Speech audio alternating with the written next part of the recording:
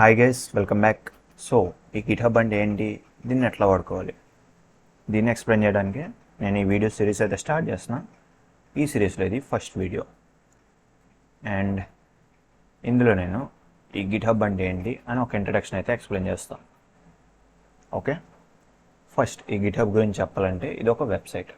దీన్ని చాలామంది software developers అలాగే స్టూడెంట్స్ అయితే వాడుతూ ఉంటారు. అండ్ మీరు కోడింగ్ నేర్చుకుంటూ ఉంటే చాలా యూట్యూబ్ ఛానల్స్లో వినే ఉంటారు, మీరు చేసే ప్రాజెక్ట్స్ అన్నీ కూడా గిట్హబ్లో పెట్టాలి అంటూ ఉంటారు. బట్ మీకు అర్థం కాదు, ఎందుకంటే ఇది ఎప్పుడు వాడలేదు కాబట్టి.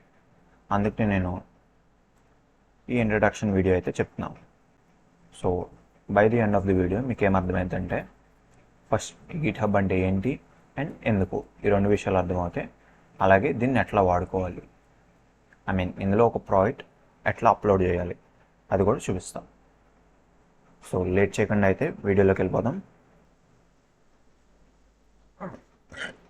ఫస్ట్ ఈ గిట్హబ్ అంటే ఏంటి సింపుల్గా చూద్దాం. సో ఈ గిట్హబ్ అనేది ఇప్పుడు చెప్పినట్టు ఒక వెబ్సైట్. దీనిలో మీరు చాలా విషయాలు అయితే చేయొచ్చు. అందులో మెయిన్ వచ్చేసి ఈ మూడు. ఓకే, ఫస్ట్ థింగ్ ఏంటంటే cloud storage for your code. So ఈ గిట్హబ్ని మీరు ఏమన్నా ప్రోగ్రామింగ్ ప్రాజెక్ట్ ప్రస్తుతం మీరు చేస్తుంటే దాని కోడ్ ఉంటుంది కదా, కోడింగ్ ఫైల్స్, ఆ ఫైల్స్ అన్ని స్టోర్ చేసుకోవడానికి ఒక క్లౌడ్ స్టోరేజ్లా వాడుకోవచ్చు. అంటే ఒక గూగుల్ డ్రైవ్ లాగా గిట్హబ్ని వాడుకోవచ్చు మీరు మీ కోడింగ్ ఫైల్ స్టోర్ చేసుకోవడానికి. Next collaboration. ఈ కొలాబరేషన్ ఏంటంటే ఇప్పుడు మీరు కోడ్ రాస్తారు, దాన్ని గిట్హబ్లో స్టోర్ చేసుకుంటారు. ఆ కోడ్ని లేదా కోడింగ్ ఫైల్స్ని మీ ఫ్రెండ్స్ షేర్ చేసి వాళ్ళతో కొలాబరేట్ అయ్యి కోడింగ్ చేయొచ్చు అనమాట గిట్హబ్ ద్వారా. నెక్స్ట్ వచ్చేసి వర్షన్ కంట్రోల్.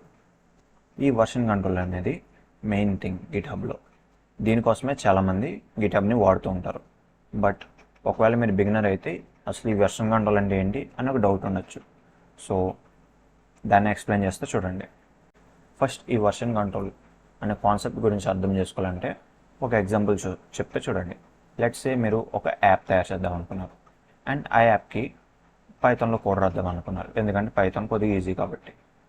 సో యూజువల్గా మీరు ఏం చేస్తారు, ఫస్ట్ కోడ్ అంతా మీరు ఈ యాప్కి సంబంధించిన కోడ్ అంతా స్టోర్ చేసుకోవడానికి మీ కంప్యూటర్లో ఒక ఫోల్డర్ తయారు చేసుకుంటారు. అలా మై యాప్ అనే ఫోల్డర్ తయారు చేసుకున్నారు అనుకున్నాం. అండ్ ఇందులో ఈ యాప్.py అనే ఫైల్ క్రియేట్ చేశారు, పైథాన్ కాబట్టి. మేబీ సి లాంగ్వేజ్ అనుకో యాప్.సి అని క్రియేట్ చేసుకుంటారు, లేదా HTML అయితే యాప్.html అలాగా. ఓకే, ఈ యాప్.py ఫైల్ నేను క్రియేట్ చేశాను అండ్ ఇందులో కోడ్ రాసి సేవ్ చేస్తాను, బాగానే ఉంది. బట్ ఒకసారి కోడ్ రాశాక మీరు ఏమైనా సాఫ్ట్వేర్కి దాన్ని అట్లాగే వదిలేదు, ఎందుకంటే ఇప్పుడు ఈ యాపే ఉంది, దాన్ని మీరు ఫస్ట్ రిలీజ్ చేసి అట్లా వదిలేశారనుకో దాన్ని ఎవరు చూడరు. ఎప్పటికప్పుడు ఇందులో కొత్త ఫీచర్స్ యాడ్ చేయాలి, ఆ ఫీచర్స్ యాడ్ చేయాలి, అలాగే కొత్త కొత్త వర్షన్స్ రిలీజ్ చేయాలి యాప్కి, రైట్? సో దానికోసం మీరు చేంజెస్ చేస్తూ ఉండాలి. చేంజెస్ చేసేటప్పుడు మీకు ప్రీవియస్లీ ఎప్పటికప్పుడు చేసే చేంజెస్ని ట్రాక్ చేసుకుంటూ ఉంటే బెటర్, రైట్? ఎందుకంటే ఎప్పుడెప్పుడు ఏమేమి చేస్తున్నారో, ఏమేమి చేంజెస్ చేస్తున్నారో మీకు ఐడియా ఉంటే బెటర్ ఇందులో. బట్ ఒకసారి చేంజెస్ చేస్తారు, లెట్స్ సే వర్షన్ 1 రిలీజ్ చేస్తారు యాప్కి, దానికి కోడ్ అయితే రాశారు. తర్వాత వర్షన్ 2 రిలీజ్ చేసేటప్పుడు మళ్ళీ ఇదే ఫైల్లో ఆ వర్షన్ 1 కోడ్ని మొత్తం చేంజ్ చేసి వర్షన్ 2 కోడ్ కింద మారుస్తారు. మళ్ళీ వర్షన్ 3 కూడా ఇదే ఫైల్లో చేంజ్ చేస్తారు. ఇప్పుడు ప్రాబ్లం ఏంటి, వర్షన్ 1కి కోడ్ ఎట్లా ఉండేది అని మీకు ఐడియా అయితే లేదు. తర్వాత ఫ్యూచర్లో వర్షన్ 3లో లేదా వర్షన్ 2లో ఏమైనా ప్రాబ్లమ్స్ వస్తే మీరు వర్షన్ 1 కోడ్ చూస్తేనే ఐడియా వచ్చింది ప్రాబ్లమ్స్ గురించి. అందుకనే ఎప్పటికప్పుడు మీరు ప్రీవియస్ వర్షన్స్ మీ యాప్ లేదా సాఫ్ట్వేర్ లేదా ప్రోగ్రామింగ్ ప్రాజెక్ట్కి ప్రీవియస్ వర్షన్స్ కోడ్ అయితే మీ దగ్గర ఉండాలి. సో దానికోసం మాన్యువల్గా అయితే మీరు ఏం చేయొచ్చు, ఇట్లా ఫైల్స్ క్రియేట్ చేసుకోవచ్చు. సో లెట్స్ మీ కంప్యూటర్లో ఈ మై యాప్ అనే ఫోల్డర్ ఓపెన్ చేశారు. ఫస్ట్లో మీరు యాప్.py అనే ఫైల్ క్రియేట్ చేసుకుంటారు, రైట్? ఇందులో కోడ్ రాశారు, ఇదే మీ వర్షన్ 0 అనుకుందాం. నెక్స్ట్ మీ యాప్కి వర్షన్ 1 రాస్తున్నారనుకో, రిలీజ్ చేస్తున్నారనుకో, దానికి కోడ్ రాయడానికి ఒక బెటర్ ఐడియా వచ్చేసింది, ఈ యాప్ వర్షన్ 1.py అనే ఫైల్ క్రియేట్ చేసుకొని ఈ ప్రీవియస్ వర్షన్ కోడ్ అంతా ఇందులో కాపీ చేసి ఇందులో చేంజెస్ చేయొచ్చు వర్షన్ 1కి కావాల్సినవి. సో దాని ద్వారా ఏంటి, ఫస్ట్ వర్షన్ 0 యొక్క కోడ్ మీ దగ్గర ఉంది, వర్షన్ 1 యొక్క కోడ్ మీ దగ్గర ఉంటుంది. దానివల్ల ప్రీవియస్ వర్షన్స్ యొక్క కోడ్ ఎప్పుడు మీ దగ్గర ఉంటుంది. అలాగే వర్షన్ 2 క్రియేట్ చేసేటప్పుడు వర్షన్ 2.py మనం ఫైల్ క్రియేట్ చేసుకోవాలి. వర్షన్ 3 రిలీజ్ చేసేటప్పుడు వర్షన్ 3.py మనం ఫైల్ క్రియేట్ చేసుకోవచ్చు. ఇది ఇట్లా చేయొచ్చు, బట్ ఇది ఒక బ్యాడ్ ఐడియా. ఎందుకంటే ఇలా ప్రతి వర్షన్కి మీరు ఒక కొత్త ఫైల్ క్రియేట్ చేస్తున్నారనుకో, మీరు ఏమైనా పెద్ద సాఫ్ట్వేర్కి కోడ్ రాస్తుంటే యూజువల్గా చాలా వర్షన్స్ అయితే వస్తాయి. వర్షన్ 1.1 అని, 1.2 అని, ఇలా 1.100 దాకా వెళ్ళచ్చు. మనం చెప్పలేం. అలా ప్రతి వర్షన్కి మీరు ఎట్లా మాన్యువల్గా చేస్తుంటే టైం వేస్ట్, రైట్? మాన్యువల్గా కోడ్ అంతా కాపీ చేసే కొత్త వర్షన్ ఇంకో ఫైల్ క్రియేట్ చేయడం అంటే. So we want a better way. అక్కడ మనకి ఈ గిట్హబ్ అయితే పనికొచ్చింది. ఈ గిట్హబ్ ఏం చేస్తుందంటే, ఇప్పుడు గిట్హబ్లో మీరు ఈ app.py అనే ఫైల్ని స్టోర్ చేసుకున్నారు. ఇందులో మీరు ఫస్ట్ కొన్ని చేంజెస్ చేస్తారు, ఆ తర్వాత కొన్ని చేంజెస్ చేస్తారు. అలా ఎప్పటికప్పుడు చేంజెస్ చేస్తున్నారనుకో, ఎప్పుడెప్పుడు ఏమేమి చేంజెస్ జరుగుతున్నాయి అనేది గిట్హబ్ ట్రాక్ చేసింది ఆ చేంజెస్ అన్నిటిని. అలా ట్రాక్ చేయడాన్ని మనం ఇక్కడ వర్షన్ కంట్రోల్ అంటాం అనమాట. అలా ఎప్పటికప్పుడు చేసే చేంజెస్ని ట్రాక్ చేస్తున్నాం. ఇక్కడ మాన్యువల్గా ట్రాక్ చేయడం చూసాం. అది గిట్హబ్ ఏమో ఆటోమేటిక్గా మీరు ఎప్పటికప్పుడు ఆ ఫైల్ని సేవ్ చేసినప్పుడల్లా ఈ చేంజెస్ అన్ని ట్రాక్ చేస్తుంది. మీరు కావాలంటే హిస్టరీలో ఫస్ట్ January 22nd నేను ఏమేమి చేంజెస్ చేశాను అని చూసుకుంటే గిట్హబ్లో చూపించింది అప్పుడు జరిగిన చేంజెస్ అన్నీ. So in a nutshell version control అంటే ఏంటి? మీరు ఎప్పటికప్పుడు మీ ప్రాజెక్ట్లో, మీ కోడింగ్ ప్రాజెక్ట్లో ఎప్పటికప్పుడు చేసే చేంజెస్ని ట్రాక్ చేయడం. ఓకే, అలా ట్రాక్ చేయడానికి గిట్హబ్ అయితే ఉపయోగపడుతుంది. ఫైన్. ఇప్పుడు గిట్హబ్ అంటే ఏంటి గిట్హబ్ అంటే ఏంటి, ఎందుకనేది ఐడియా వచ్చింది, రైట్? ఫైనల్గా మీరు గిట్హబ్ వెబ్సైట్కి వెళ్ళే ముందు ఈ ఒక్క విషయం అయితే తెలుసుకోవాలి, అదే గిట్ వర్సెస్ గిట్హబ్. సో మీరు గిట్హబ్ గురించి వినే ఉంటే ఈ గిట్ గురించి కూడా వినే ఉంటారు. అండ్ ఈ రెండింటి గురించి విన్నప్పుడు ఈ రెండు ఒకటేనేమో అని మీకు అనిపిస్తూ ఉంటుంది, కానీ ఈ రెండు డిఫరెంట్ అనమాట. ఈ రెండు డిఫరెంట్ టూల్స్. ఓకే, ఈ గిట్ అనేది వర్షన్ కంట్రోలింగ్ చేసే సాఫ్ట్వేర్, అండ్ ఈ గిట్హబ్ ఒక వెబ్సైట్. ఈ వర్షన్ కంట్రోలింగ్ అనే సర్వీస్ ప్రొవైడ్ చేసే వెబ్సైట్ అనమాట. ఓకే, ఈ గిట్హబ్ ఏం చేస్తుందంటే మీరు ఇందులో అప్లోడ్ చేసిన ఫైల్స్ని ఈ గిట్ అనే సాఫ్ట్వేర్ యూస్ చేసి వర్షన్ కంట్రోలింగ్ చేస్తుంది. సో మీరు ఏమైనా ఫైల్ అప్లోడ్ చేశారనుకో, దాన్ని గిట్ అనే సాఫ్ట్వేర్తో అది బ్యాక్ ఎండ్లో వర్షన్ కంట్రోలింగ్ చేస్తుంది అనమాట. ఓకే, అండ్ దీని గురించి ఇంకా బెటర్ ఐడియా రావాలంటే మీరు ఈ టూల్స్ని వాడుతున్నప్పుడే వస్తుంది. ఇప్పుడు ఎక్స్ప్లెయిన్ చేయాలన్నా కొద్దిగా కష్టంగానే ఉంటుంది. ఓకే, బట్ ఈ విషయం మాత్రం మీరు గుర్తుంచుకోండి, అదేంటంటే ఈ గిట్ అండ్ గిట్హబ్ ఈ రెండు మాత్రం డిఫరెంట్. ఓకే, ఇప్పుడు మనం ఏం చేద్దామంటే గిట్హబ్ వెబ్సైట్కి వెళ్ళి ఒక ప్రాజెక్ట్ ఎట్లా క్రియేట్ చేయాలి, ఒక ప్రాజెక్ట్కి కోడ్ ఎట్లా స్టోర్ చేసుకోవాలి అనేది చూద్దాం. ఓకే, నేను ఈ github.com వెబ్సైట్ అయితే బ్రౌజర్లో ఓపెన్ చేసి ఉంచాను. అండ్ ఓపెన్ చేయగానే నాకు ఇట్లా కనబడుతుంది. వన్ థింగ్ ఏంటంటే నేను ఆల్రెడీ ఈ వెబ్సైట్లో లాగిన్ అయిపోయి ఉన్నా నా అకౌంట్తో. సో ఒకవేళ మీరు లాగిన్ అవ్వకపోతే ఇక్కడ login and sign up links అయితే కనబడితే వాటిని క్లిక్ చేసి లాగిన్ అవ్వచ్చు. సో ఓవరాల్గా ఈ వీడియోలో ఏం చేద్దాం అనుకుంటున్నా అంటే ఒక సింపుల్ హెలో వరల్డ్ ప్రోగ్రామ్ని గిట్హబ్లో స్టోర్ చేసుకోవడం ఎట్లాగా అని చూపిద్దాం అనుకుంటున్నాను. సో ఇదే నా ప్రాజెక్ట్ ప్రస్తుతానికి. ఇప్పుడు ఈ కోడింగ్ ప్రాజెక్ట్ ఎట్లా స్టోర్ చేసుకోవాలి? వెల్, ఇప్పుడు మీరు ఒక కోడింగ్ ప్రాజెక్ట్ ఉంది, దాని కోడ్ అంతా మీ కంప్యూటర్లో అయితే ఒక ఫోల్డర్లో స్టోర్ చేసుకుంటారు. అదే గిట్హబ్లో అనుకో ఒక రిపోజిటరీలో స్టోర్ చేసుకుంటారు అనమాట. సో ఫస్ట్ ఒక రిపోజిటరీ క్రియేట్ చేయాలి మీ కోడ్ స్టోర్ చేసుకోవడానికి. దానికోసం ఇక్కడ న్యూ అని ఒక గ్రీన్ కలర్ బటన్ ఉంది, అదైనా క్లిక్ చేయొచ్చు.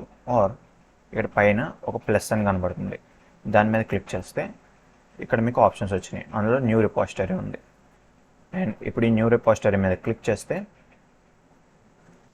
ఒక కొత్త రిపోజిటరీ క్రియేట్ చేయడానికి ఫామ్ అయితే ఓపెన్ అయింది. అండ్ ఇక్కడ మీకు ఫస్ట్ రిపోజిటరీకి ఒక పేరు ఇచ్చుకోమంటుంది. సో నేను రిపోజిటరీ పేరు హెల్లో వరల్డ్ అని ఇచ్చుకుంటున్నాను, ఎందుకంటే ఇందులో హెల్లో వరల్డ్ ప్రోగ్రామ్ స్టోర్ చేసుకుంటాం కాబట్టి.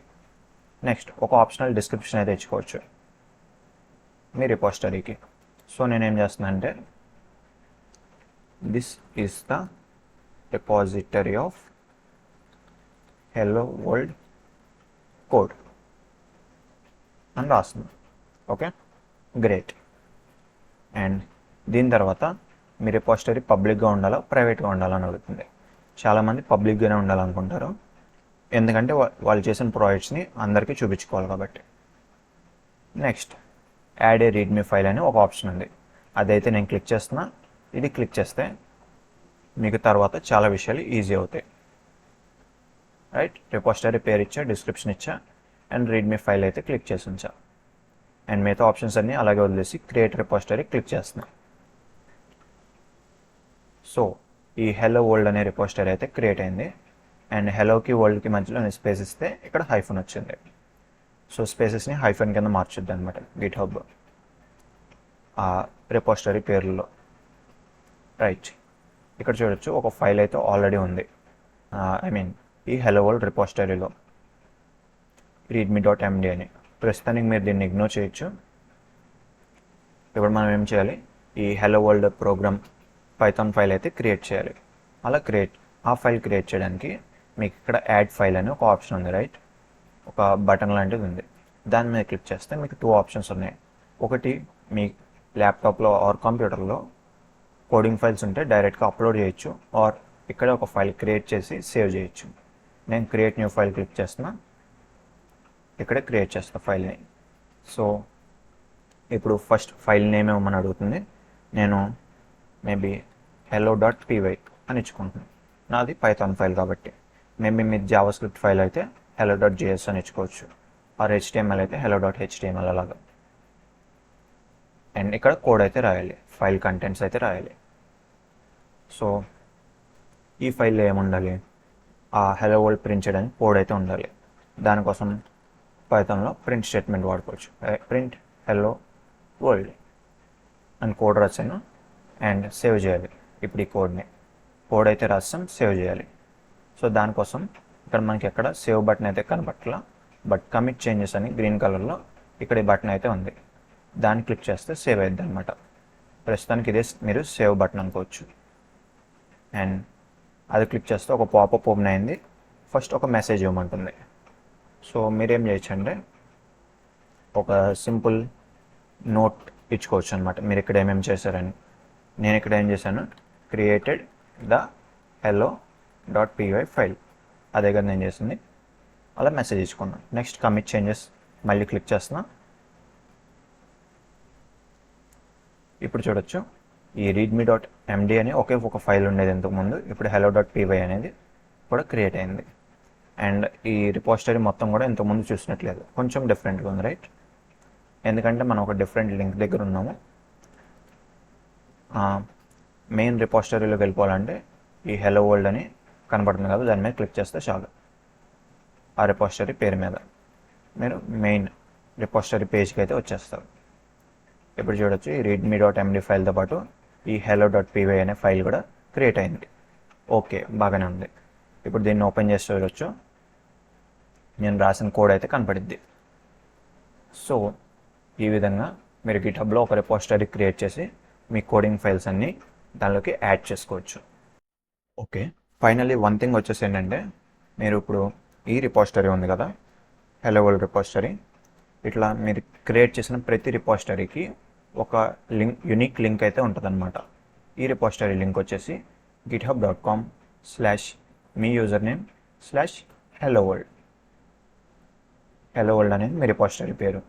ఇక్కడ మీది ఏ రిపోజిటరీ అయితే ఆ రిపోజిటరీ పేరు ఉంటుంది. సో ఈ లింక్ని మీరు మీ ఫ్రెండ్స్కి కానీ ఎవరికైనా షేర్ చేయొచ్చు. వాళ్ళు ఆ లింక్ ఓపెన్ చేస్తే ఈ రిపోజిటరీ వాళ్ళకి కనపడింది. ఆ విధంగా మీ కోడింగ్ ప్రాజెక్ట్స్ని వాళ్ళతో షేర్ చేసుకోవచ్చు అనమాట.